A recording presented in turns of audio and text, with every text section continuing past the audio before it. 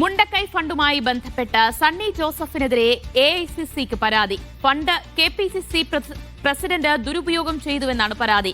കണ്ണൂർ മുൻ DCC general secretary Thomas വർഗീസാണ് പരാതി നൽകിയത്. കണ്ണൂരിൽ നിന്ന് ബിജീഷ് ഗോവിന്ദൻ വിവരങ്ങൾ നൽകും. ബിജീഷ്, എന്താണ് പരാതിയുടെ വിശദാംശങ്ങൾ? ദിവ്യ, ഇത് വയനാട് ഫണ്ടുമായി ബന്ധപ്പെട്ടാണ് ഇപ്പോൾ പാർട്ടിക്കകത്ത് നിന്ന് എഐസിസി അധ്യക്ഷന് ഇത്തരത്തിലുള്ള ഒരു പരാതി പോയിരിക്കുന്നത്. കെപിസിസി പ്രസിഡന്റ് സണ്ണി ജോസഫിനെതിരെയാണ് പരാതി.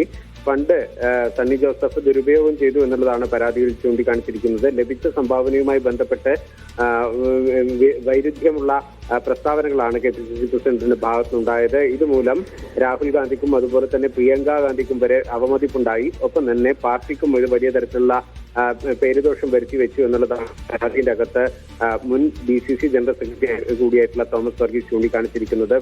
ഫണ്ട് ഈ തെരഞ്ഞെടുപ്പിനകത്തടക്കം പാർട്ടിക്കും അതുപോലെ തന്നെ നേതാക്കന്മാർക്കും വലിയ തരത്തിൽ അവമതിപ്പുണ്ടാക്കുന്ന തരത്തിലേക്ക് എത്തി എന്നുള്ളതാണ് ഈ കത്തിനകത്ത് പരാതിക്കകത്ത് ചൂണ്ടിക്കാണിച്ചിരിക്കുന്നത്. എഐസിസിക്കാണ് പരാതി ലഭിച്ചിരിക്കുന്നത്. ഫണ്ട് സണ്ണി ജോസഫ് ദുരുപയോഗം ചെയ്തു എന്നാണ്. അതിൽ പരിശോധിക്കണം, നടപടി വേണം എന്നാണ് ആവശ്യപ്പെടുന്നത്. മുൻ ഡിസിസി ജനറൽ സെക്രട്ടറിയാണ് പരാതി നൽകിയത്. വിവരങ്ങളാണ് ബിജീഷ് ഗോവിന്ദൻ